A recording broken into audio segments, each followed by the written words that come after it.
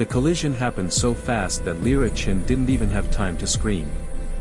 One moment she was cataloging samples from the ice moon they'd surveyed, carefully logging each crystalline formation that might harbor microbial life. The next moment, the entire ship lurched sideways, throwing her against the laboratory wall. Glass shattered. Equipment flew. The lights flickered once, twice, then died completely. Emergency lighting bathed everything in sickly red. Lyra. Are you hurt? Captain Rhys Vander's voice crackled through the intercom, thick with static and something else. Fear, maybe. Rhys never sounded afraid. I'm okay, she managed, tasting blood from where she'd bitten her tongue. What happened? Asteroid field. Unmapped. We're hit bad. A pause. Get to the bridge. Now. Lyra pulled herself through the darkened corridors, her hands trembling as she gripped the wall handles. She passed the crew quarters and her stomach dropped. The entire section was exposed to vacuum, the hull peeled back like torn paper. She thought of Chen and Miko, probably in their bunks during rest cycle. She thought of old Garrett who always made terrible jokes at breakfast. She didn't let herself think too long. The bridge was somehow intact, though barely. Rhys sat in the captain's chair, his silver hair matted with blood from a gash above his eyebrow. His fingers moved across the controls with practiced desperation. The others? Lyra asked, though she already knew. Rhys met her eyes, and she saw the answer there. Just them. Out of 8 souls, only 2 remained. Life support is failing, Rhys said quietly, turning back to the console. We have maybe 14 hours of breathable air. The engines are completely dead. Communication array is damaged, but I've managed to get out a distress signal. Will anyone hear it? Lyra sank into the co-pilot's seat, suddenly exhausted. We're in Sector 779. The abandoned zone. No trade routes, no patrol ships. He kept his voice level, professional. But the signal is strong. It's repeating. If anyone is within range. He didn't finish. They both knew the odds. Lyra had worked with Rhys for 3 years. He was a good captain, fair and kind. He'd lost his wife to a transport accident 5 years ago and never remarried. Sometimes, late during the long shifts, they'd talk about Earth. About green forests and real sunlight. About things that mattered and things that didn't. She'd never told him that those conversations meant everything to her. 14 hours, she repeated. Give or take. Lyra looked at the view screen, at the infinite darkness scattered with cold stars. She thought about her family back on New Terra. Her sister who was getting married next month. Her parents who'd begged her not to take this assignment. Rhys, she started, then stopped. What did you say when the end was counting down in hours? What words mattered when the universe was so vast and you were so small? I know, Rhys said softly, and his hand found hers in the dim light. They sat together in silence, watching the distress signal pulse into the void. The same message, over and over, research vessel Verdant Hope. Catastrophic damage. 2 survivors. Coordinates attached. Please respond. Anyone. The hours crawled past. They rationed their water.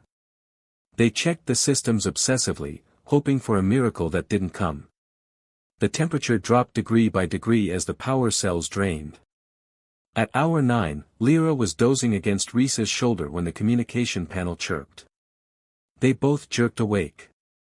A voice came through, distorted by distance and interference, but unmistakably human. Verdant Hope, this is the exploration vessel Wandering Star. We've received your distress call. What's your status? Rhys lunged for the controls, his hands shaking. This is Captain Vander of the Verdant Hope. We have critical damage, failing life support, 2 survivors. We need immediate assistance. Another pause, longer this time. Then, understood, Verdant Hope. We're not supposed to be in this sector, and we're a small ship. But we're coming. Hold on. ETA approximately 70 minutes. 70 minutes. It seemed impossible. It seemed like forever. Lyra met Risa's eyes and saw her own desperate hope reflected there. Someone had heard them. Someone was coming. In the cold darkness of space, that was everything. Commander Jean Sato stared at the coordinates on his screen and calculated the impossible math one more time. We can't make it in 70 minutes, Maya Torres said from the co-pilot seat. She was younger than Jean by 5 years, brilliant with navigation, and brutally honest. Not without burning through our safety reserves. Not without risking our own lives. Jin's fingers drummed against the console. The Wandering Star was a scout ship, designed for exploration, not rescue operations. 2 crew members. Limited supplies. They were supposed to be mapping mineral deposits in the outer reaches, not playing hero in the abandoned sectors. How long can they survive? Jean asked. Maya checked the data again. They reported 9 hours left when we picked up the signal. By the time we reach them at safe speed, they'll have maybe 2 hours of air remaining. That's cutting it close, but survivable. And if something goes wrong? If our calculations are off by even 30 minutes? Maya was quiet. They both knew the answer. Jean leaned back in his chair, his eyes distant. He was thinking about another ship, another distress call. 7 years ago, when he was still serving in the fleet.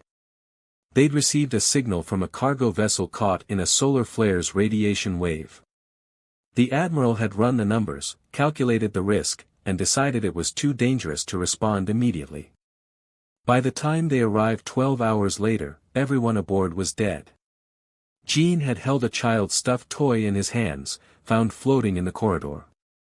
A small gray elephant with button eyes. He still saw it sometimes when he closed his eyes. Jean. Maya's voice cut through his memories. We're not fleet anymore. We don't have backup. If we burn our reserves and something goes wrong out here, no one is coming for us. I know. The company will fire us for deviating from our route. I know. We could die. Jean finally looked at her. Maya's dark eyes were serious, but there was something else there too. She'd been with him for 2 years. She knew his ghosts. I'm not leaving them, Jean said quietly. I can't. Not again. Maya held his gaze for a long moment, then sighed. 70 minutes it is, then. But you're buying the drinks when we get back to port. Deal. Maya's fingers flew across the navigation console. Rerouting power from non-essential systems. Diverting life support to minimum safe levels. Pushing the engines to 115% capacity. Will she hold together? Jean asked. The Wandering Star. She's tougher than she looks. Maya grinned, though there was tension in her shoulders. Like us. The ship shuddered as the engines roared to life, burning hotter and faster than they were designed to. Jean felt the acceleration push him back into his seat. The stars outside stretched into lines of light. ETA now 73 minutes, Maya announced. Close enough to my promise. I'm good, but I'm not a miracle worker. Jean opened the communication channel. Verdant Hope, this is the exploration vessel Wandering Star. We've received your distress call. What's your status? The response came back, a man's voice tight with strain. This is Captain Vander of the Verdant Hope. We have critical damage, failing life support, 2 survivors. We need immediate assistance. 2 survivors. Out of how many? Jean wondered. The research vessels usually carried 6 to 8 crew members. Understood, Verdant Hope. We're not supposed to be in this sector, and we're a small ship. But we're coming. Hold on. ETA approximately 70 minutes. Maya glanced at him. You didn't mention we're breaking about 15 safety regulations right now. They don't need to know that. They need to know someone's coming. The minutes stretched like hours. Jean monitored every system obsessively. Engine temperature climbing. Fuel burning faster than expected. Hull stress increasing from the sustained acceleration. Jean, we're going to overshoot if we don't start deceleration in 40 minutes, Maya said. The fuel calculations are tight. How tight? We'll have enough to get them aboard and limp to the nearest station. Barely. If nothing else goes wrong. Jean nodded. Nothing ever went according to plan in space. But they were committed now. At the 30-minute mark, Maya suddenly sat up straighter. I'm picking up visual on the Verdant Hope. The screen flickered, then showed the damaged research vessel. Jin's breath caught. The ship was in worse shape than he'd imagined. The entire aft section was torn open, exposed to vacuum. Debris floated around the hull like a cloud of metal snow. How are they even alive in that? Maya whispered. The forward section must be sealed, Jean said. Barely. Start deceleration procedure. Let's not overshoot our only chance. The wandering star groaned as Maya reversed thrust, bleeding off their dangerous speed. Jean opened the channel again. Verdant Hope, this is Commander Sato. We have visual on your position. Prepare your forward airlock for docking. We'll be with you in 15 minutes. Understood, Wandering Star. A different voice this time, softer, with an accent Jean couldn't place. Thank you. Thank you for coming. Something in that voice made Jin's chest tighten. Relief, yes, but also exhaustion and grief barely held in check. Hold on, he said. We're almost there. Maya brought them in with surgical precision, matching the slow tumble of the damaged ship. The docking clamps engaged with a metallic thunk that echoed through both vessels. Jean was already suited up, checking his emergency medical kit. Maya would stay aboard to monitor systems. Be careful, she said. That ship looks like it could fall apart if you sneeze. I'll try not to sneeze. The airlock cycled open, and Jean stepped through into the Verdant Hope. The emergency lighting cast everything in shades of red and shadow. The air was cold enough that he could see his breath. Two figures waited in the corridor. A man with silver hair and dried blood on his face, standing protectively beside a woman with dark hair pulled back in a braid. She was small, with delicate features and eyes that held an ocean of unspent tears. Their eyes met, and Jean felt something shift in the universe. I'm Commander Jean Sato, he said, removing his helmet. Let's get you out of here. Lyra couldn't stop staring at the man who'd just saved their lives. Commander Jean Sato moved with quiet efficiency through the damaged corridors of the Verdant Hope, his scanner sweeping across the broken systems. He was lean and composed, with dark hair that fell across his forehead and eyes that seemed to catalog everything while revealing nothing. But when those eyes met hers, something sparked. Recognition, maybe. Or connection. Something neither of them had words for yet. The hull breach extends through sections 4 through 7, Jean said, his voice calm despite the destruction surrounding them. But your forward compartments are stable enough for the journey. We'll need to transfer essential supplies and seal off the damaged areas completely. Reese leaned heavily against the wall, his injury worse than he'd admitted. How long until we can move? 2 hours of prep work, then a 3-day journey to the nearest station at safe speed. Jean glanced at his handheld display.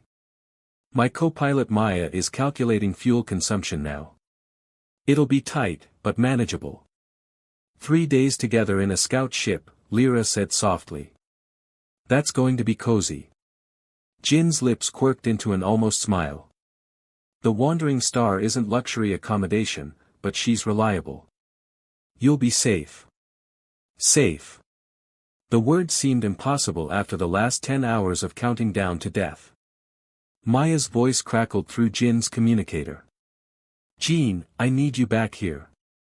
We've got a fuel regulation issue I need to discuss. Copy that. Gene turned to leave, then hesitated. His eyes found Lyra's again. Pack light. Personal items only. We don't have much storage space. After he left, Reese touched Lyra's shoulder. You okay? I don't know, she admitted. I keep thinking about the others. About how random it all is. We survived because we were on the bridge. They died because they were sleeping. Survivor's guilt, Reese said quietly. I know it well. But Lyra, we're alive. We honor them by staying that way. Over the next 2 hours, they salvaged what they could. Lyra packed her research notes, a few changes of clothes, and a photograph of her sister. Everything else, her entire life aboard the Verdant Hope, stayed behind in the wreckage. Gene returned with a medical kit and insisted on treating Reese's head wound properly. His hands were steady and gentle as he cleaned the gash and applied synthetic skin. You were military, Reese observed. I can tell. Fleet service, 8 years. Got out 5 years ago. Jin's expression darkened slightly.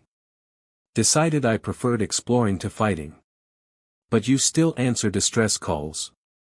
Jin's hands paused for just a moment. Always. There was a story there, Lyra thought. Pain carefully buried beneath that calm exterior. The transfer to the wandering star was surreal. After the spacious research vessel, the scout ship felt impossibly small. The main cabin doubled as living quarters, navigation center, and dining area. 2 sleeping pods were built into the walls. Every centimeter was utilized. Reese can have my pod, Gene said immediately. He needs rest for that concussion. Lyra, you'll take Maya's. Maya and I will rotate shifts and sleep in the pilot seats. That's not fair to you, Lyra protested. Gene shrugged. We're used to it. Besides, you've been through enough. Maya emerged from the cockpit, wiping grease from her hands. She was compact and energetic, with close-cropped black hair and a smile that seemed too big for the cramped space. Welcome aboard the Star. Sorry about the accommodations. Gene and I usually make do, but we weren't exactly expecting guests. You saved our lives, Reese said hoarsely. We're not going to complain about sleeping arrangements. Damn right. Maya clapped him on the shoulder, then immediately looked apologetic when he winced. Oops. Okay, Captain, into the pod with you. Doctor's orders. Well, not a doctor, but close enough. As Reese settled into the sleeping pod, his eyes already heavy with exhaustion and medication, Lyra found herself alone with Gene in the small galley area. He was heating ration packs, the kind that smelled terrible but supposedly contained all necessary nutrients. Thank you, Lyra said quietly. For coming. Maya mentioned you pushed your ship pretty hard to reach us in time. Gene didn't look up from the heating unit. It's what anyone would do. No, Lyra said. It's not. We were in the abandoned sector for a reason. Most ships would have calculated the risk and decided we weren't worth it. Now Gene did look at her, and the intensity in his dark eyes made her breath catch. You're wrong about that. You're absolutely worth it. The heating unit beeped, breaking the moment. Gene handed her a ration pack. It's not great, but it's hot. You should eat something. They ate in companionable silence, the hum of the engines filling the spaces between words. Lyra found herself studying Jin's profile, the strong line of his jaw, the way his fingers moved with unconscious grace even doing something as simple as eating synthetic protein. Why do you do this? She asked suddenly. Exploration work. It's dangerous and lonely. You're out here with just one crew member, mapping rocks in the middle of nowhere. Gene considered the question seriously. Because out here, things make sense. Space doesn't lie to you. It doesn't have politics or hidden agendas. It just is. And sometimes, if you're lucky, you find something beautiful. A nebula no one's ever seen. A moon covered in ice crystals. Two people who needed help. Is that what we are? Something beautiful you found? The words came out more intimate than Lyra intended. Jin's eyes locked with hers, and for a moment, the tiny galley seemed even smaller. Yes, he said simply. Maya's voice broke through the tension. Hey, lovebirds, we've got a course correction in 5 minutes. Jin, I need you up front. Jin stood quickly, almost hitting his head on the low ceiling. I should go. Jin, Lyra said, and he turned back. What happens after the station? After we're rescued? I don't know, he admitted. But we have 3 days to figure it out. Those 3 days became the strangest of Lyra's life. The wandering star felt like a bubble outside normal space and time. Reese recovered slowly in his pod. Maya rotated through sleep cycles with clockwork efficiency. And Lyra found herself spending long hours talking with Jin during his shifts. They talked about everything. His childhood on Earth, in the flooded remains of Shanghai. Her upbringing on New Terra, where she'd fallen in love with xenobotany studying the purple forests. The ways space changed people. The loneliness of always moving forward. On the second night, Lyra couldn't sleep and found Jin alone in the cockpit, staring at the stars through the viewport. Mind if I join you? She asked. Please. She settled into the co-pilot seat. Outside, the universe wheeled past in silent glory. I've been thinking about probability, Lyra said. The odds of you being in that sector, at that exact time, with your communicator tuned to our frequency.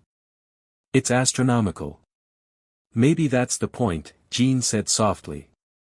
Maybe the universe is bigger than we think, and the distances between us aren't as vast as they seem. That's poetic for a former military officer. I contain multitudes. Lyra laughed, and it felt like the first real laugh in forever. Jin, I need to tell you something. Back on the Verdant Hope, when we were waiting to die, I realized how much I'd left unsaid. How many chances I'd wasted being afraid. Jin turned to face her fully. What are you trying to say? I'm saying that I know we just met. I know this is crazy. But I feel something when I'm with you. Like I've known you longer than 3 days. Like the universe broke my ship specifically to throw us together. She took a breath. And I don't want to waste this chance being afraid. Jin's hand found hers in the darkness. I feel it too. I've been trying to be professional, to keep distance. But Lyra, every time I look at you, I forget why distance seemed important. Then don't keep it, she whispered. He kissed her then, soft and tentative, like testing whether something impossible might actually be real. And it was real. In that moment, in that tiny cockpit surrounded by infinite darkness, it was the most real thing Lyra had ever felt. When they finally pulled apart, both breathing unsteadily, Jin rested his forehead against hers. What do we do now? He asked. We don't say goodbye at the station, Lyra said firmly. We exchange coordinates. Real ones. We make plans. I'm always moving. Different sectors every month. Then I'll find a research posting that moves too. Or you could use a botanist aboard the Wandering Star. Maya might appreciate having another woman around. Jin laughed, and the sound was light with hope. You'd really give up your career for a scout ship? I'd give it up for you, Lyra said. But I'm hoping I won't have to. I'm hoping we can find a way to make this work across whatever distance the universe puts between us. Then we will, Jin promised. No matter how far. No matter how long. The station appeared on their scopes on the morning of day 3. Maya whooped with relief when the docking clearance came through, and Reese emerged from his pod looking almost healthy again. But as the Wandering Star glided into dock, Lyra felt her heart constricting. This was real life reasserting itself. Debriefings. Reports. Return transport to New Terra. Gene continuing his exploration mission. The station officials met them at the airlock, all efficiency and questions. Reese handled most of it, his captain's authority returning. Lyra found herself standing apart with Gene while Maya restocked supplies. "I put my contact coordinates in your data pad," Gene said quietly. "My personal channel. It works across most of known space, even in the dead zones." "I'll message you," Lyra promised. "As soon as I'm settled somewhere." "Gene, I meant what I said. Every word." "So did I." He touched her cheek gently. "The universe is big, Lyra. But I'll find you again. I promise." They stood there, two people who'd found something impossible in the darkness between stars, not wanting to let go. "Commander Sato?" An official was calling. "We need your report for the rescue logs." "Coming." Gene squeezed Lyra's hand once more, then stepped away. Lyra watched him disappear into the station's administrative section, feeling the distance already growing between them. But she had his coordinates. She had his promise. And 6 months later, when her transport docked at Station Meridian and she saw a lean figure with dark hair waiting by the arrival gate, she knew that some distances could be crossed. Some promises were worth keeping. Jin's face broke into a smile when he saw her, and Lyra ran the last few steps, closing the space between them. "I told you I'd find you," Jin said, wrapping his arms around her. "You're early," Lyra laughed, tears streaming down her face. "I wasn't supposed to arrive for another 2 days. I couldn't wait. And Maya's threatening mutiny if I don't stop moping around the ship." He pulled back just enough to meet her eyes. "I've been offered a long-term exploration contract in the Kepler belt. 2 years, maybe 3. It's good pay, real science, not just mapping rocks. And I need a xenobotanist on my crew. Someone who knows about life in impossible places. Someone who isn't afraid of the dark." His smile turned soft. "Someone I love." Lyra kissed him there in the middle of the station, surrounded by strangers and stars. "Yes," she said. "To all of it. Yes." The universe was vast, but love made it navigable. The darkness between stars didn't seem so dark anymore, not when you had someone to share it with. And somewhere in the black, the wandering star waited to carry them forward into the unknown together.